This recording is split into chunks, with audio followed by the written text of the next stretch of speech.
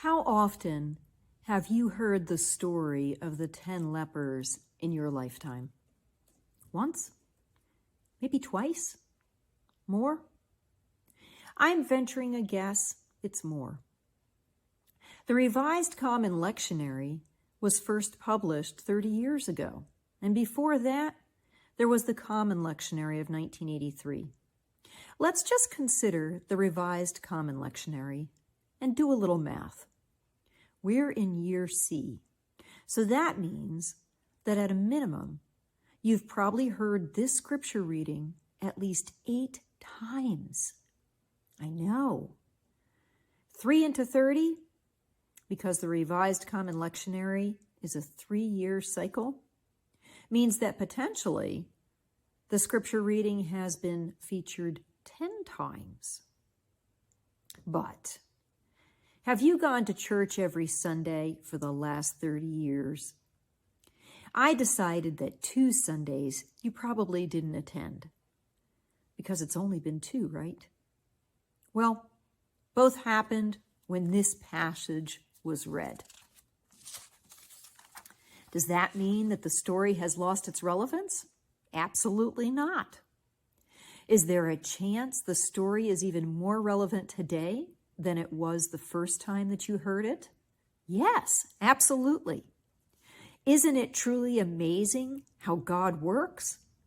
Absolutely. Most of the time, the focus in this passage is on Jesus' healing the lepers, or the one leper's gratitude for being healed. What a story! Jesus performed a miracle. 10 miracles, in fact. The man who was least likely to be thankful, a Samaritan, he was the most thankful. In fact, he was the only one who was thankful. But what if the message isn't about healing? What if the message isn't about being thankful? And before you say, wait a second, that's not possible, I want you to hear me out. What if the message isn't only about healing or only about being thankful? What if there's another message in this passage, one that challenges us to view the world a little bit differently, to be called to be more like Jesus? What if the message is that no one is unclean, or that we are called to love even those among us who are not like us? That doing so is not just a higher calling, but a calling from on high.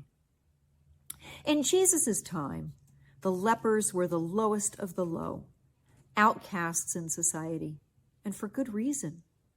Leprosy, which is technically Hansen's disease, is a scourge on humanity. It's an infection caused by a slow-growing bacteria, according to the CDC.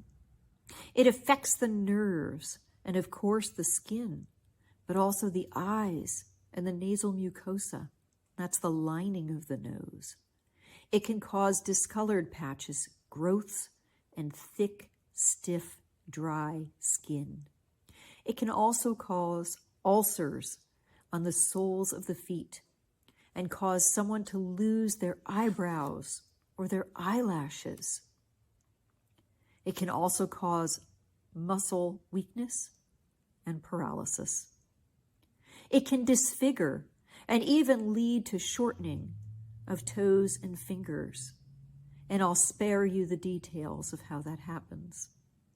And as if that was not enough, just for good measure, leprosy can also lead to blindness.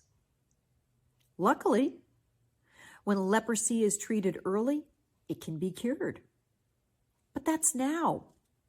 We have the medicine to treat it. It takes 2 or 3 different antibiotics given simultaneously for a period of 1 to 2 years. You heard me correctly. 1 to 2 years. Not weeks, not months, but years. So back in the day, back in the time when Jesus was preaching and teaching, if somebody got leprosy, well, You might say that that person was out of luck, unless they just so happened to be able to be healed by Jesus. What happened to those with leprosy? It was pretty simple and matter of fact, actually. Those with leprosy were shunned. They became outcasts. They weren't welcome in society. The disease was viewed as a curse from God. It was a physical manifestation of sin. Why else would somebody's body decay while they were still living? It must be from sin. We're more enlightened now, aren't we? We know bacteria causes this disease. We know about the necessity of good hygiene, especially after the last few years. We know that if we cover our mouths and noses when we cough and sneeze, we are less likely to become ill. And for those who are wondering, that's how leprosy is believed to be transmitted.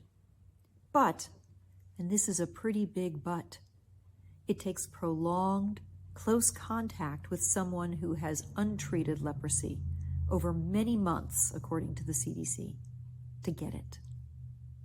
But how enlightened are we really? And this is where I think we can and should look at this scripture through a different lens. What can we take away from it that we haven't before, that can help us in our lives, that can help us be more like Jesus? Because after all, isn't that what we should be striving to do in our Christian lives? I'm going to say it again. Absolutely. You've got to admit it. Jesus was, in biblical times, what we would think of today as a radical. Overturn the tables of the money changers in the temple? Ooh, no one's ever done that before. Bad idea. Call out the scribes and the Pharisees? Denounce them as hypocrites? Probably not the best idea to get your point across. Eat with the tax collectors and the sinners? Ooh, there's another big no-no. To be like Jesus, we're actually being called to be radically different. And that doesn't mean I'm advocating that we all go down to the town clerk's office and refuse to pay our school taxes, by the way. Instead, I think we are being challenged to be more like Jesus and to seek out and love those who are outcasts. We don't call them that today. We might say they live on the fringes of society. We might say they are marginalized. There's a lot to that word, and it's only been in our vocabulary since the 1970s. The marginalized exist everywhere, and they don't need to be sick. It's not like they need to have a physical ailment that is so apparent that we shudder, or we are left aghast, so aghast that we can't do anything but look and wonder why. What happened? What did you do to deserve to be that way? To be marginalized today means that an individual is part of a group or a community that is discriminated against or excluded from the rest of society, socially, politically, or economically. The power dynamic isn't in their favor.